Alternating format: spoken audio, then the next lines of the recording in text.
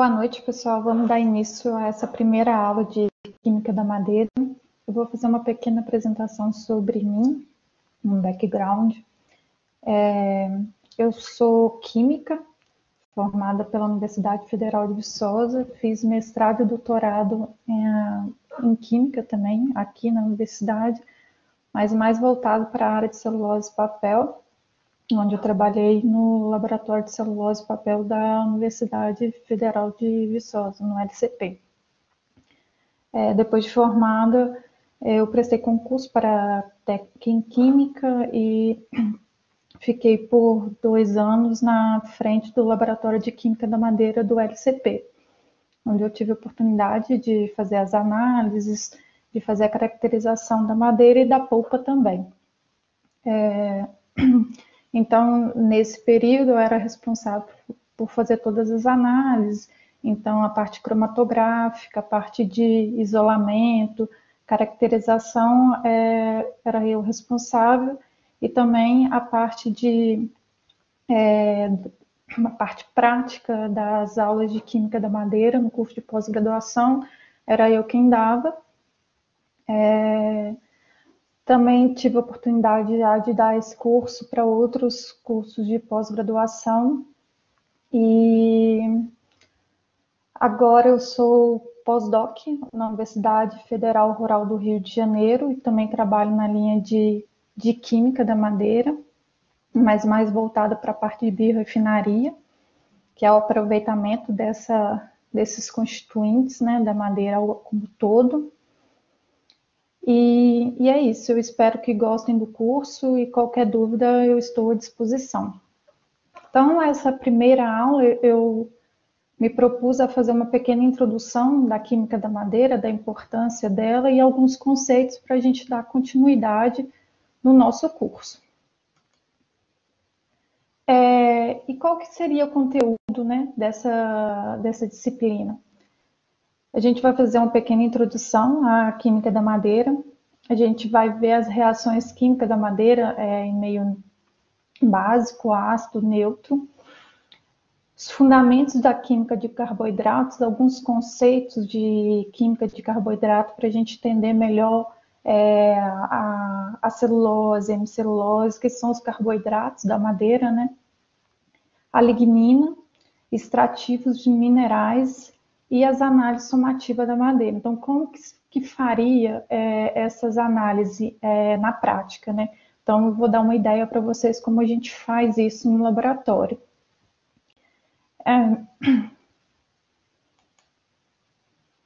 Então, começando, o que seria a madeira? A madeira, ela é um material heterogêneo e complexo. Então, ou seja, é um material heterogêneo porque ela não é constituída por apenas um componente, né? Ela tem vários componentes e é um material complexo porque ela se organiza de forma diferente, né? Então, ela tem uma grande variabilidade em relação a suas características e propriedades, em virtude de ser um material complexo e heterogêneo. E é constituída por constituintes de alto e baixo peso molecular. A gente vai ver mais à frente quem são esses constituintes. E ela tem várias aplicações no dia de hoje, né? Para energia, painéis e a área do curso, né, que é a área de celulose.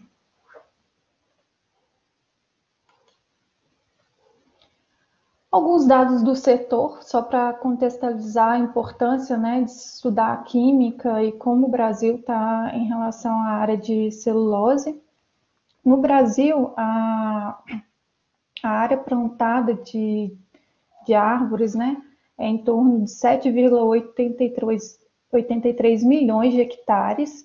Foi um dado das indústrias brasileiras de aves de 2019, sendo que essa área, 36% dessa área corresponde ao setor de celulose e papel. E 6% de painéis de madeira, 29% para produtores independentes, e tem outros usos aí que a gente pode ver nesse esqueminha liberado pelo IBA. Então, a maioria da área plantada de árvores, né, é usada para fazer celulose e papel.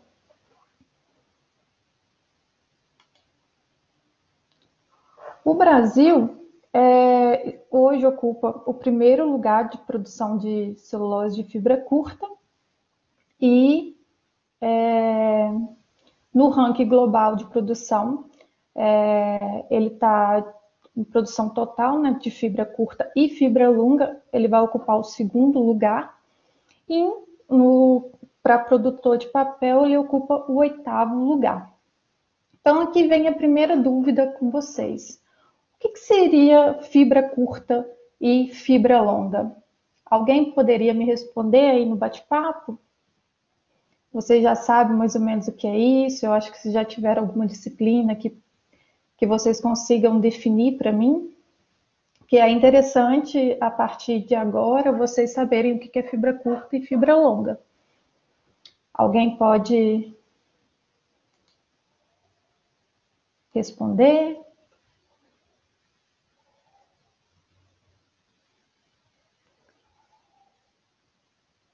Bom, isso, o Diogo falou que é em relação ao comprimento da fibra. E você sabe quem que origina o quê? Qual madeira origina a fibra curta e qual madeira origina a fibra longa?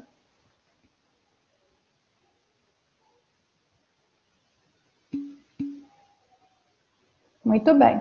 Então, folhosas vai ser a de fibra curta, né? E a folhosa é o eucalipto, uma folhosa. E o pinus, que é a conífera, né? É a fibra longa. Então, no Brasil, existe tanto a fibra curta, que é o eucalipto, quanto fibra longa, que é o pinus. E aí, o Brasil, pelo seu clima, né? Ele favorece muito a parte de eucalipto. Daí, a gente ser o principal produtor de celulose de fibra curta no mundo hoje, né? Então, tá ok, Thiago, não tem problema não. Mas assim, é bom vocês, eu acho que vocês já tiveram alguma disciplina, mas então, só relembrando com vocês esses conceitos, quando eu falar de fibra curta, entenda-se de eucalipto ou folhosas, né? E fibra longa de coníferas. Então, qual que seria a importância da química da madeira? O processo de produção de polpa celulose, que eu trouxe aqui um esquema para vocês, um esquema básico. Então, ele tem a madeira, você vai fazer o cozimento, usando o licor branco, né, que pelo processo que a gente usa, é o processo craft, né, que é usado em maior escala, né, ele utiliza o hidróxido de sódio, o sulfeto de sódio. Depois que você fizer a formação da polpa, né, que é no digestor do cozimento, teria a área de branqueamento para deixar a polpa clarinha e você teria a secagem e a formação da massa. O licor preto, né, vindo da parte do digestor, ele vai para a parte de recuperação química, que tem a parte de calcificação, lama de cal, para formar os constituintes do licor branco, então ele fecha o ciclo no ciclo de recuperação. Então, o processo craft, ele é muito utilizado hoje, porque ele tem uma característica de dar resistência às fibras, né? As fibras do processo elas são mais resistentes, e também pela possibilidade de você recuperar os reagentes que você usou aqui para fazer a formação da polpa. Então, é um processo muito robusto, que você tem quase todo o licor, né, branco que você colocou vai ser recuperado. Então, é um processo muito interessante e que é o mais utilizado. E aqui, por que eu coloquei esse processo? O que vai influenciar aqui? A madeira, as características químicas da madeira. Ela vai influenciar tanto na qualidade do seu produto final, quanto no processo. Uma madeira, às vezes, muito difícil de... Dependendo das características químicas dela, pode ser muito difícil de formar a polpa. Então, você tem um gasto maior de reagentes aqui no processo de polpação. Da mesma forma, pode acontecer no processo de branqueamento. Então, as características químicas, né, a qualidade, que a gente fala, a qualidade da madeira para o processo de polpação é muito importante. E aí ela tem o maior custo do processo é a madeira. E as características dela, o conteúdo de lignina, como que é a qualidade dessa lignina em relação ao S, ao G, a gente vai ver o que é isso mais para frente. O tanto de carboidratos que se tem, se degradou, não degradou, como que isso acontece, é uma característica, são essenciais para você entender o seu processo e o que está acontecendo, porque o rendimento está sendo alto ou baixo, então o tanto que eu tenho que dosar de reagentes para fazer a polpação. Então, essas as características químicas são fundamentais para o rendimento do processo e também para a qualidade do produto final.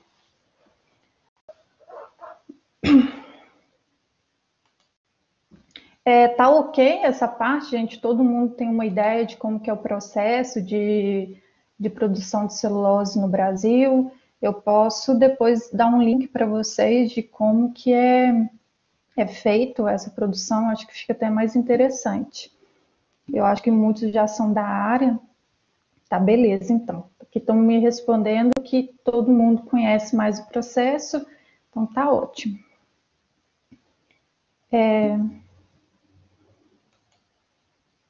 Então, o que é essa análise da química da madeira? Ela vai compreender a purificação dos seus constituintes, né, a isolação, extração e caracterizar. Aí, no fim, a gente vai caracterizar os seus constituintes químicos e determinação da composição total da madeira. Então, toda vez que eu vou fazer alguma análise química, por exemplo, se eu quero quantificar carboidratos, eu tenho que purificar a minha madeira, fazer o isolamento desses carboidratos ou a extração, né, os dois juntos, né? E daí eu consigo fazer a caracterização dos carboidratos, do quanto que eu tenho de cada um. A gente vai ver mais para frente quem são esses carboidratos, como que eles são codificados, mas a ideia é essa. Então, assim, o processo de análise química, ela compreende muitas etapas.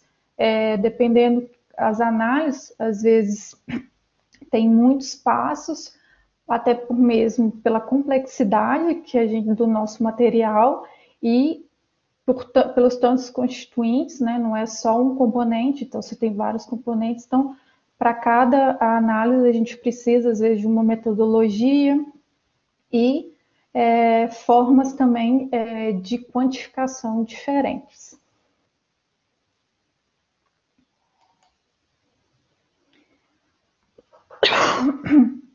Então, o nosso curso, a gente vai abordar, né, os componentes de alto peso molecular e baixo peso molecular da madeira, as reações químicas da madeira, né, além de sempre eu tentar mostrar para vocês a diferença química que existe entre folhosas e coníferas.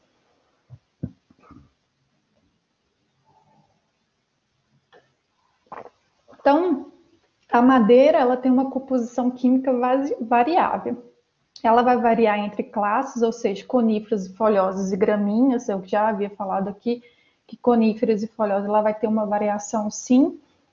E aí, como essas são as duas madeiras que são usadas industrialmente, né, para a produção de celulose, então a gente vai focar nessas diferenças.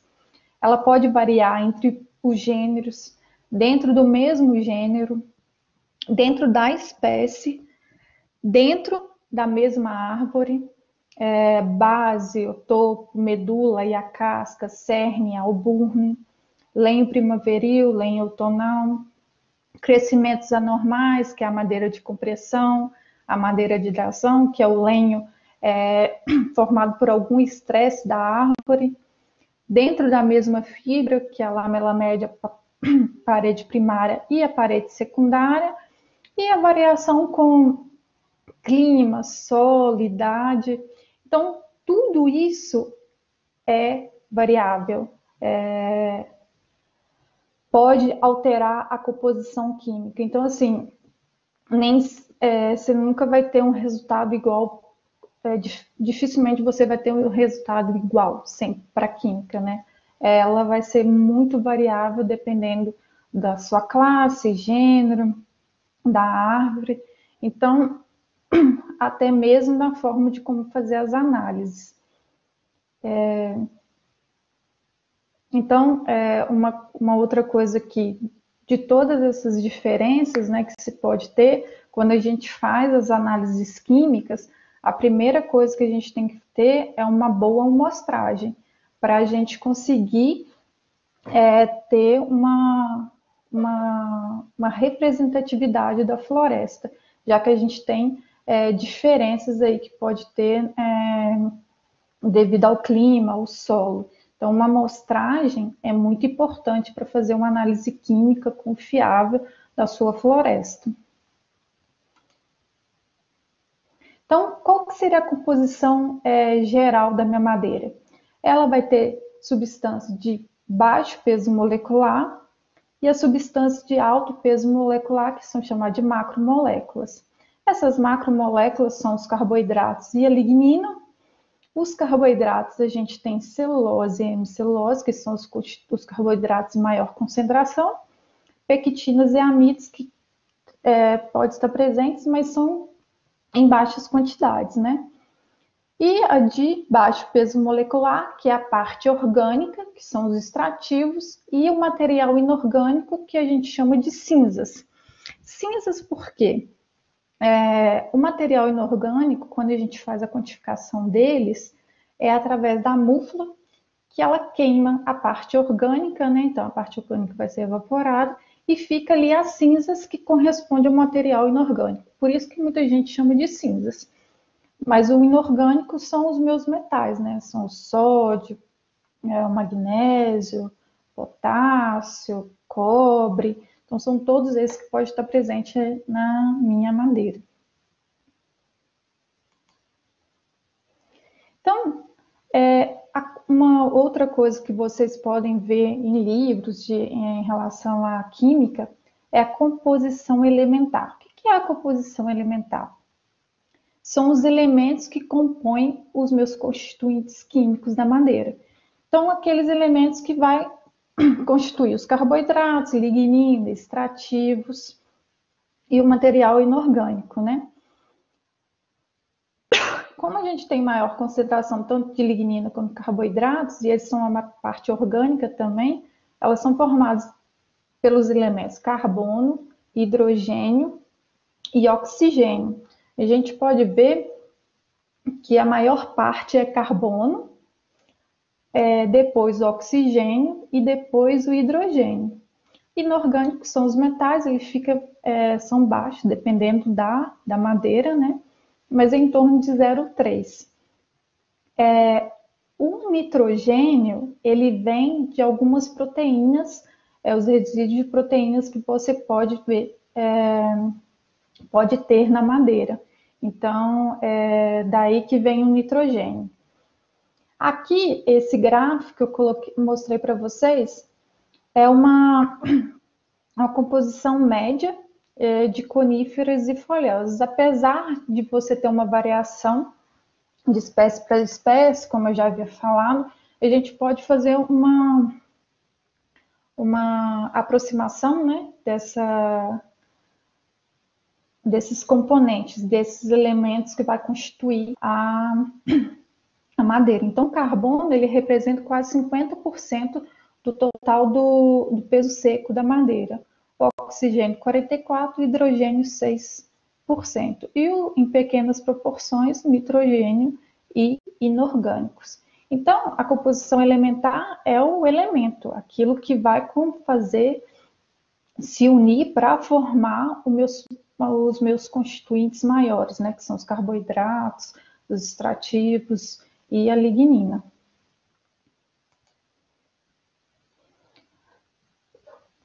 Aqui eu trago para vocês uma composição média dos constituintes da madeira de coníferas e folhosa. Percebam que o teor de celulose é igual, são praticamente iguais, né? Ela vai diferir muito pouco. O que você vai ter muita diferença é na parte dos outros constituintes.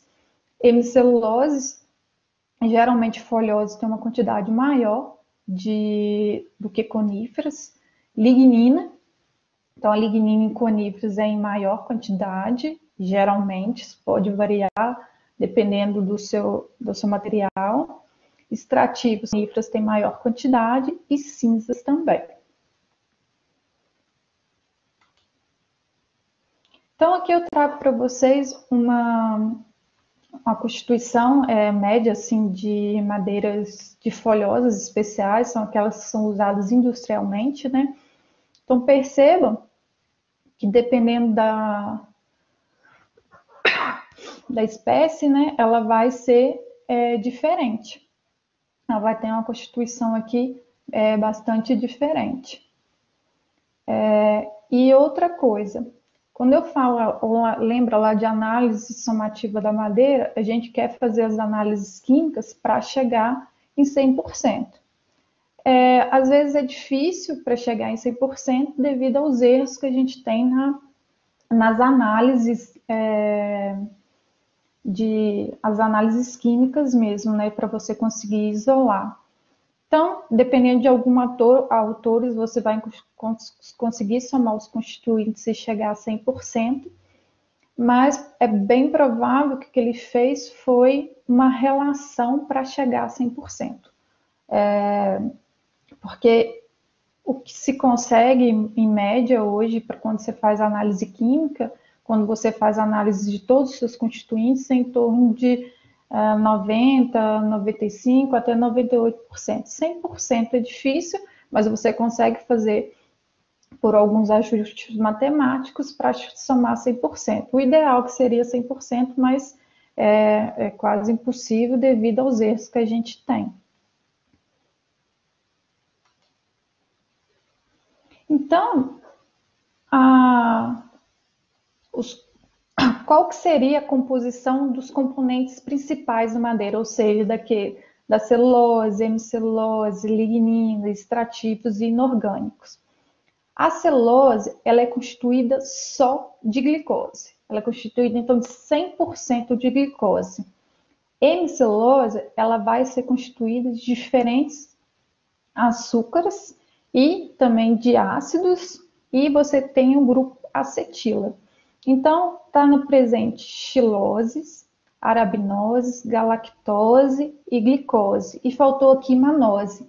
Então, ela é constituída por diferentes açúcares, além de ter grupos acetilas e alguns grupamentos de ácidos urônicos, que vai estar ligado na cadeia lateral das hemiceluloses.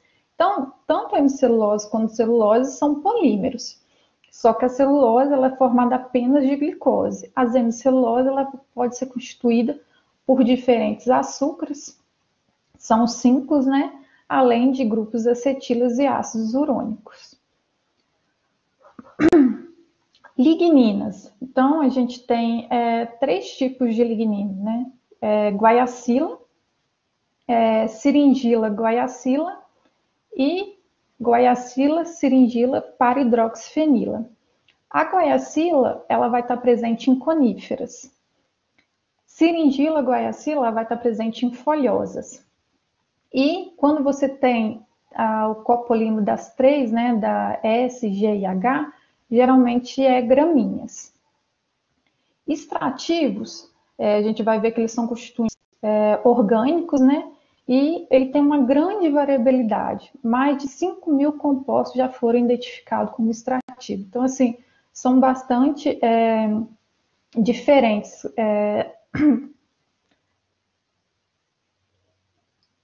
Então, são substâncias que têm uma composição bem variada na madeira. E os inorgânicos são os constituintes, a parte que a gente chama de metais, né? E ele pode ter em torno de mais de 50 elementos identificados. Então, são cálcio, magnésio, cobre. Então, uma presença também diferenciada aí para cada madeira. Então, eu acho que vocês já estudaram um pouquinho disso na parte de anatomia, mas só para lembrar para vocês. Como que esses constituintes, né, estão organizados ali na parede celular da minha madeira? Então, se eu fizer pegar um corte, né, da minha madeira, olhar no microscópio, a gente tem lá a célula. E essa célula ela vai ser composta pela parede primária, a lamela média e a parede secundária. A parede secundária, a gente pode ter ali, ela é dividida em S1, S2 e S3. A S3 é aquela de maior tamanho. S1, S2, S3, ela vai diferenciar na organização dessas microfibrilas, né? Na orientação delas na camada. Ali dentro da parede celular, a celulose ela vai estar organizada, né? Na forma de microfibrilas, e essas microfibrilas elas vão estar ali incrustadas por hemicelulose e lignina. Então, tem uma organização que a gente chama, que vai dar origem às microfibrilas e à fibrila em si, né? Que é o quê? As moléculas de celulose, as moléculas de glicose, elas vão se unindo, formando a celulose, e essa união de cadeias de celulose, né? Que seriam cerca de 40 moléculas de celulose, ela forma a fibrila elementar. Essa fibrila elementar, ela vai se unindo e de 10 a 20 fibrilas elementares, ela forma a microfibrila. E essa microfibrila, ela vai se organizando em torno de cerca de 20 fibrilas, ela forma a macrofibrilas. Então, começa com a formação da molécula de celulose, né? Em torno de 10 mil unidades de glicose para formar a celulose. Essas cadeias de celulose vão se unindo, formando a fibrila elementar. Essa fibrila elementar se une e forma as microfibrilas, e as microfibrilas se unem formando as macrofibrilas, ou a fibrila, né, ou a fibra. E aí, essas macrofibrilas, elas vão estar ali incrustadas pela celulose e pela lignina. Lembrando que extrativos e minerais, eles são componentes que não pertencem à parede celular. Por isso que às vezes alguns falam que, principalmente extrativos, né, são componentes acidentais da madeira. Eu não concordo muito com isso, porque os extrativos têm função orgânica, eles têm funções na madeira, né? Então, eles não são acidentais, ele tem função ali na madeira, a gente vai ver algumas funções deles na madeira, né? Mas alguns autores chamam eles de componentes acidentais, simplesmente porque eles não pertencem à parede celular, então eles não têm função estrutural, mas têm outras funções na madeira. Então, como que estão ali qual que é a composição química das camadas, né, da parede celular? A lamela média, ela é rica em lignina e também pectina. Só que a espessura dela é bem fina, né? A espessura é pequena. Depois a gente tem a parede primária. Essa parede primária ela pode ter pectina, proteínas, hemicelulose e celulose. A S1, que vai ter uma orientação lá das microfibrilas de 50 a 70, ela vai ter celulose, hemicelulose e ligninas.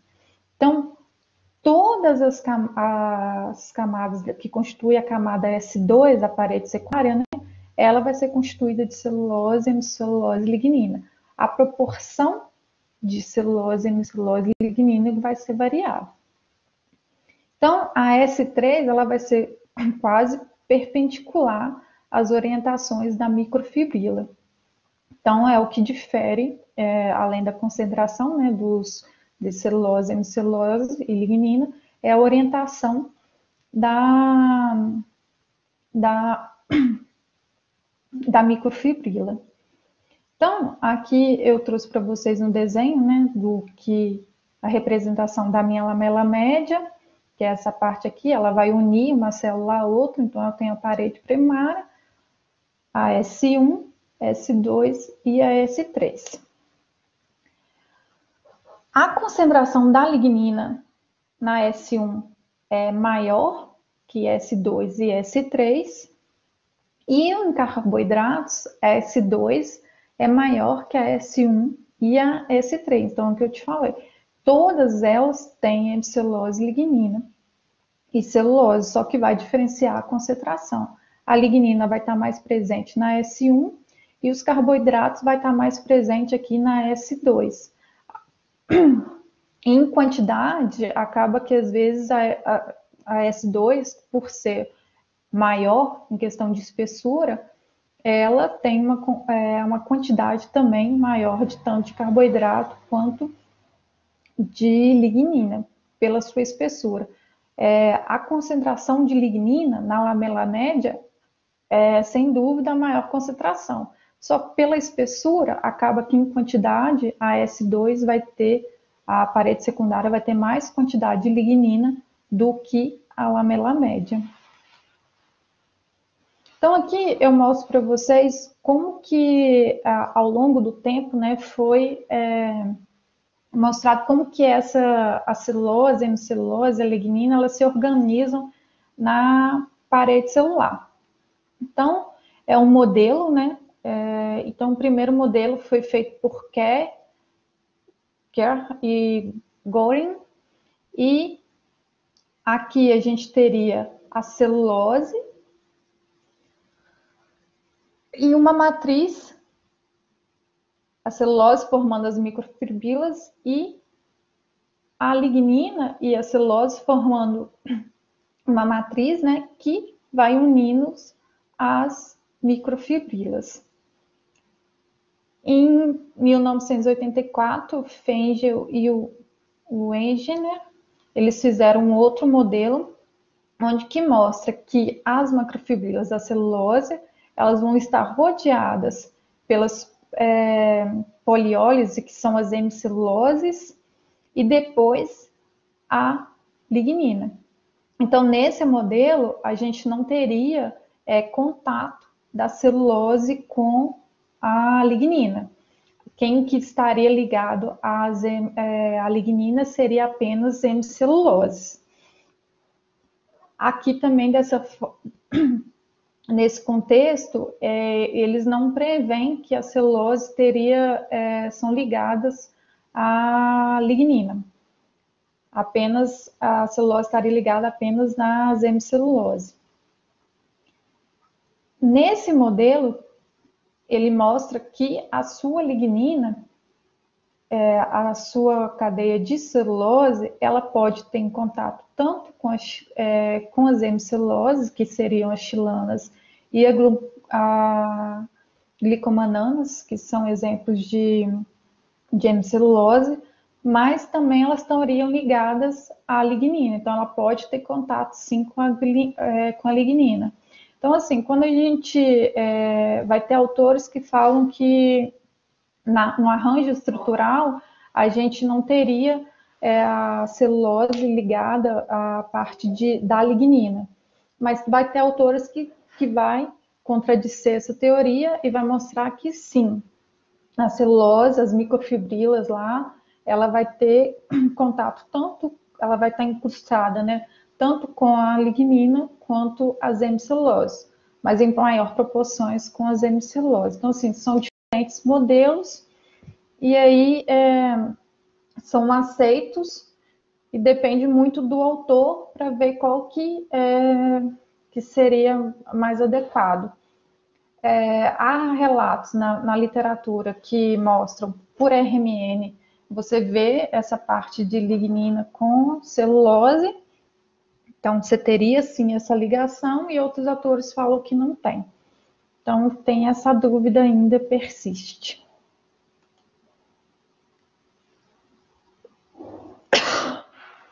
Então, assim, eu até me esqueci de perguntar no início, vocês têm algum conhecimento de química? Qual que vocês teriam dificuldade? Porque nas próximas aulas, que é a parte de reação de química da madeira, carboidratos, lignina, extrativos, minerais, a gente vai precisar relembrar alguns conceitos. E aí eu queria saber qual que se vocês têm alguma base, como que é a parte de vocês em relação à química. Você lembra grupos funcionais, ligação de hidrogênio, solubilidade, estereoquímica, redução e oxidação? Vocês podem me falar um pouco como que vocês veem essa parte? Vocês têm dificuldade?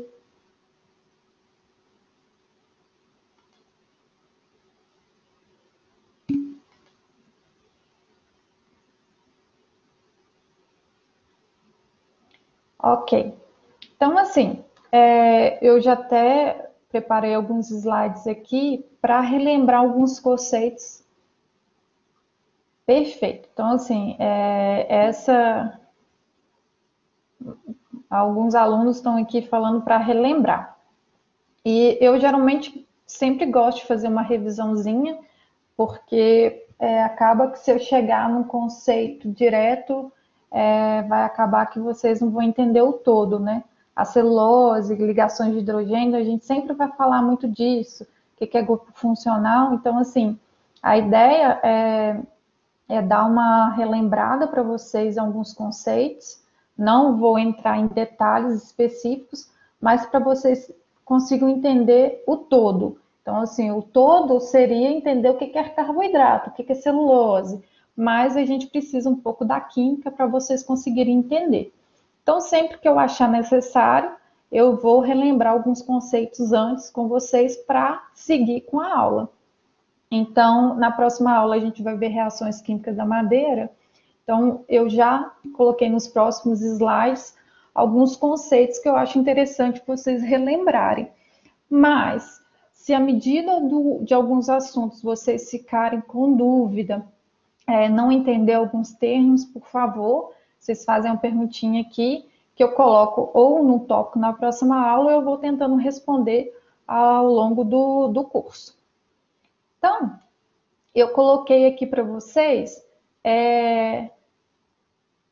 relembrando, né, uma revisão do que seria função orgânica e grupo funcional. A função orgânica são grupos de compostos com as mesmas propriedades químicas. Então, a gente tem hidrocarboneto, álcool, fenol, éter, aldeído, cetona, ácido carboxílico, éster. Tem outras funções que eu não coloquei aqui, que eu acho que a gente não vai utilizar tanto. Mas a gente tem amina, que leva o nitrogênio, amida. E grupo funcional. O grupo funcional é o conjunto de átomos que vai caracterizar essa função orgânica. Então, ou seja, o hidrocarboneto, quem que caracteriza ele? Presença de carbono e hidrogênio, como o metano. Então, o metano, ele é um hidrocarboneto. O butanol, ele é um álcool pela presença da hidroxila. O fenol, quando eu tenho um anel aromático, que é esse anel aqui, ó, um anel de 6 membros, formando essa ligação aqui, 3 ligações duplas, e eu tenho ligado a ele uma hidroxila. Isso me caracteriza como um fenol. Então, a função orgânica aqui é um fenol. Éter é quando eu tenho o oxigênio ligado a uma cadeia de carbono e hidrogênio, carbono e hidrogênio.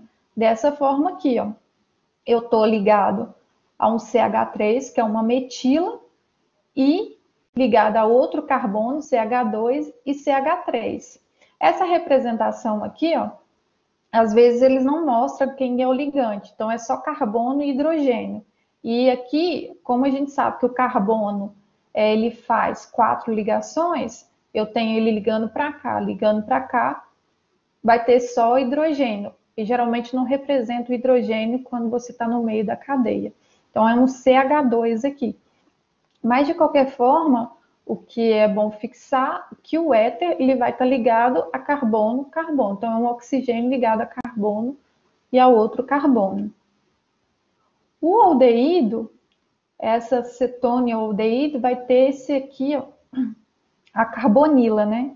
Tanto e o ácido carboxílico também. Então, o que diferencia eles, né? O aldeído é quando eu tenho minha carbonila ligada ao hidrogênio e a uma cadeia carbônica, ou um carbono. Dessa forma aqui. Eu tenho um carbono aqui, ó, ele faz uma ligação aqui, outra aqui, outra aqui. Então, tem um hidrogênio aqui para baixo que não é representado quando a gente faz essa estrutura. Mas então, toda vez que eu tiver uma carbonila com hidrogênio ligado a uma cadeia carbônica, a função é o aldeído. A cetona, ela também tem a carbonila, só que ela vai estar ligada a carbono-carbono. Então, ela está ligada a 2 grupos alquilas, né, que teria só carbonos aqui. Então, essa aqui é uma representação da cetona. O ácido carboxílico é quando eu tenho a carbonila ligada a uma hidroxila e a uma parte de cadeia carbônica. Esse aqui é o ácido acético, ele está ligado, você tem a carbonila ligado a essa parte aqui, a alquila, né? E a hidroxila. O éster é quando eu tenho a carbonila e ela vai estar ligada a uma parte de carbono, a parte alquila aqui, e eu tenho a minha hidroxila ligado a outra parte de cadeia carbônica. Então, é o C dupla O, R, O, R. Então, R é radical, que a gente, na química a gente chama de radical, mas é um radical que só de hidrocarbonetos, ou seja, que tenha carbono e hidrogênio. Tá ok? Eu vou colocar um exemplo aqui para vocês agora, para ver se ficou claro. Rapidinho, assim, vocês conseguem alguém me falar o que é A, B, C, D e E?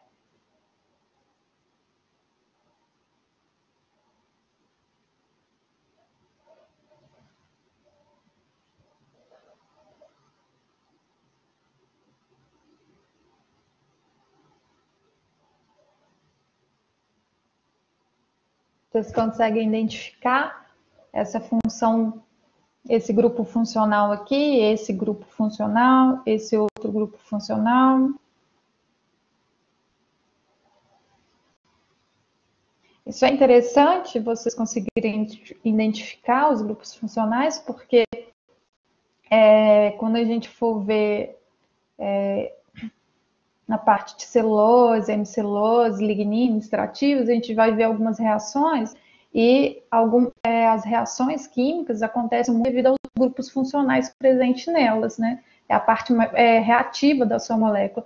Então, é bom conseguir identificar.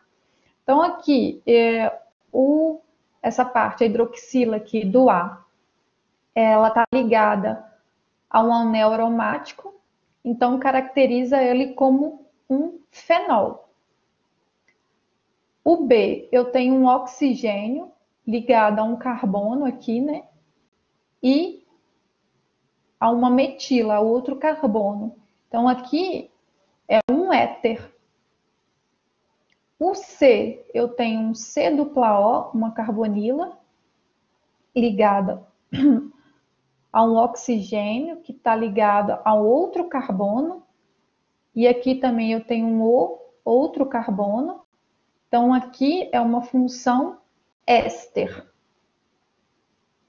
Nesse caso,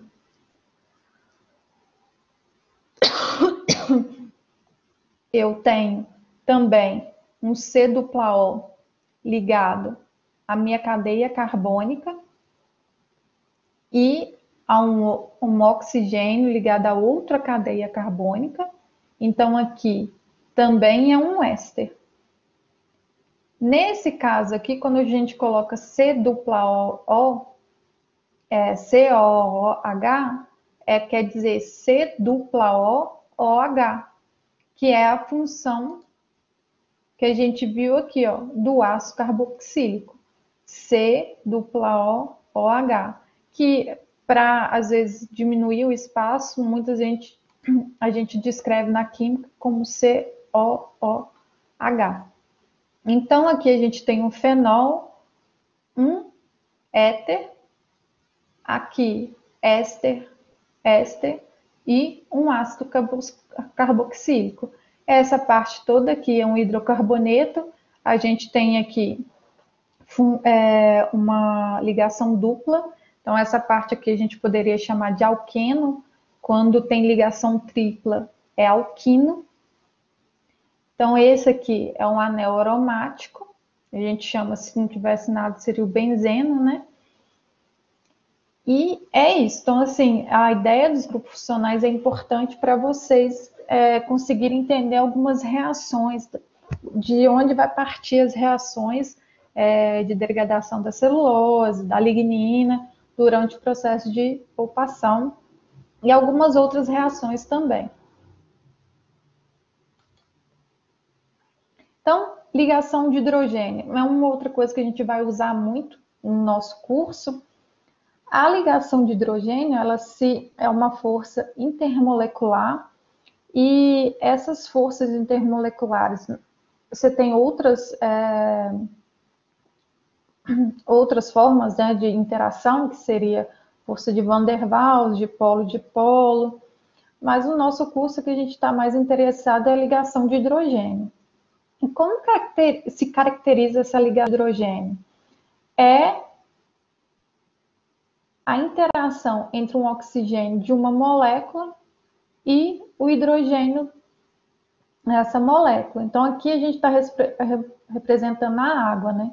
Então, a água é formada por 2 hidrogênio e oxigênio.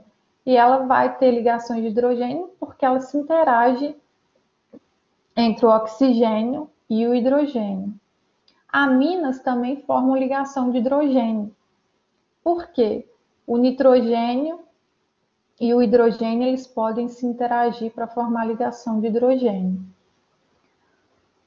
Então, a ligação de hidrogênio é sempre quando a gente tem o hidrogênio se interagindo com um átomo eletronegativo. O que é eletronegativo? Aquele que tem a capacidade de doar elétrons. Então, seriam oxigênio, nitrogênio e o flúor. Também pode formar ligação de hidrogênio. Uma outra coisa que tem um conceito que a gente não deve utilizar, e eu até coloquei aqui para vocês, que antigamente até se aceitava, se utilizava esse termo como ponte de hidrogênio. Então, ligação de hidrogênio e ponte de hidrogênio era usado como sinônimo, né?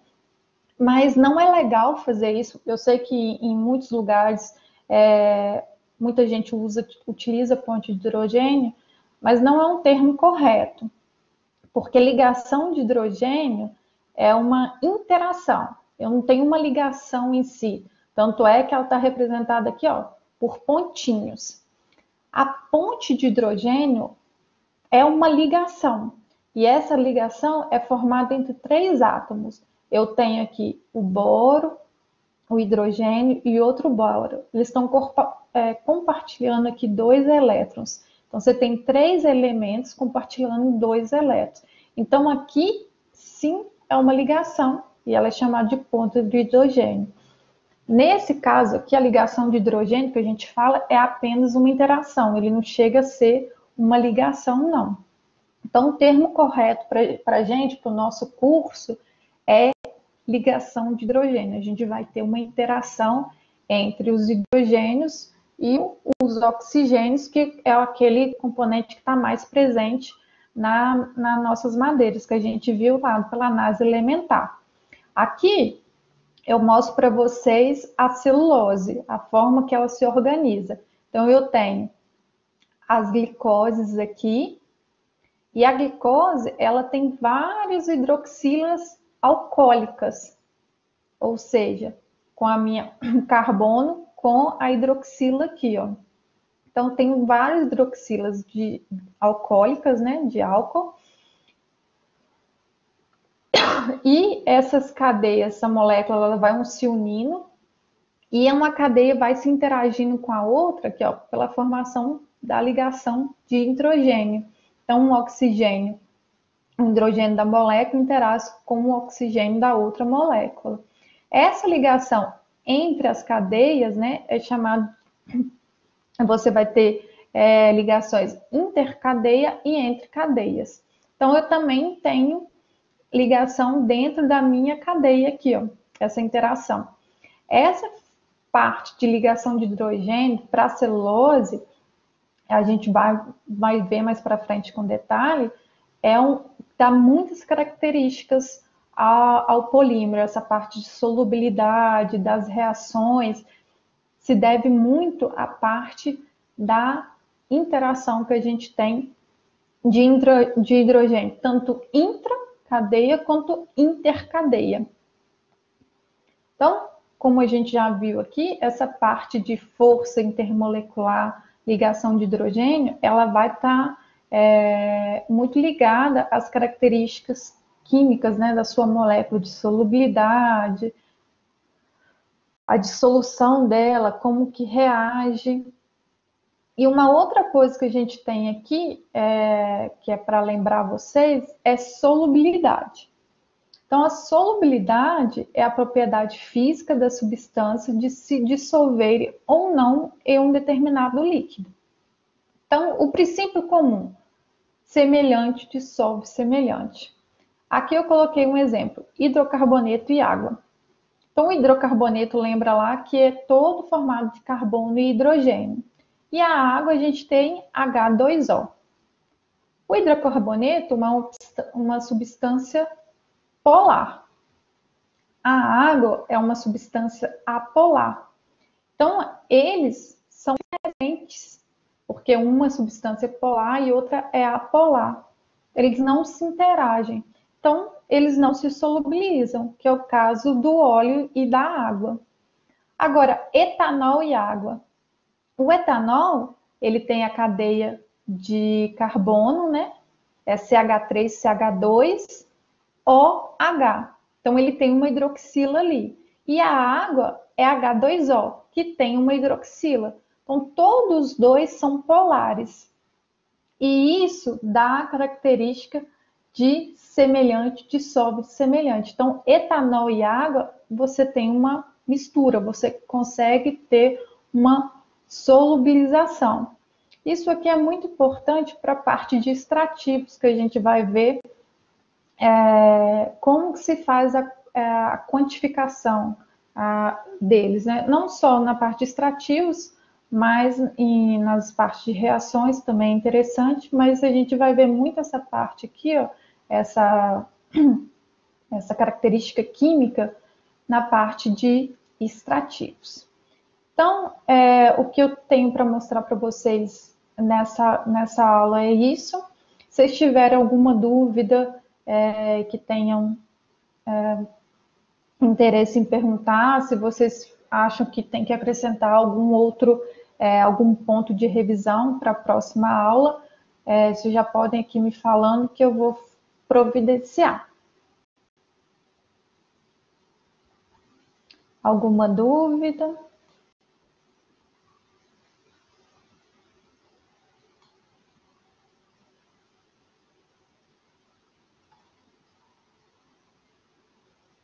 A gente tem aqui 5 minutos.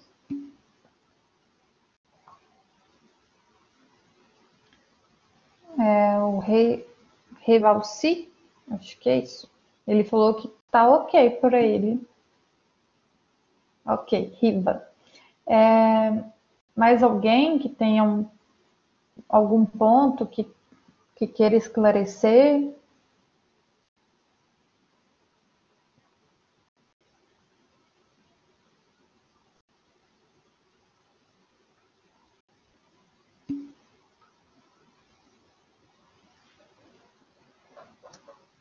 Bom, eu acho que por agora eu acho que está tranquilo, né? Então, a próxima aula a gente vai começar a falar das reações químicas da madeira. Então, essa interação ali da como que a madeira se comporta em meio ácido, básico, e depois a gente vai entrar em outros aspectos. Se ninguém tem mais dúvida, eu acho que era isso que eu queria apresentar. Fica à vontade também de me mandar e-mail, acho que você já tem o meu contato pelo curso, e fiquem à vontade, eu estou à disposição de vocês. Eu vou encerrar a aula então, boa noite para vocês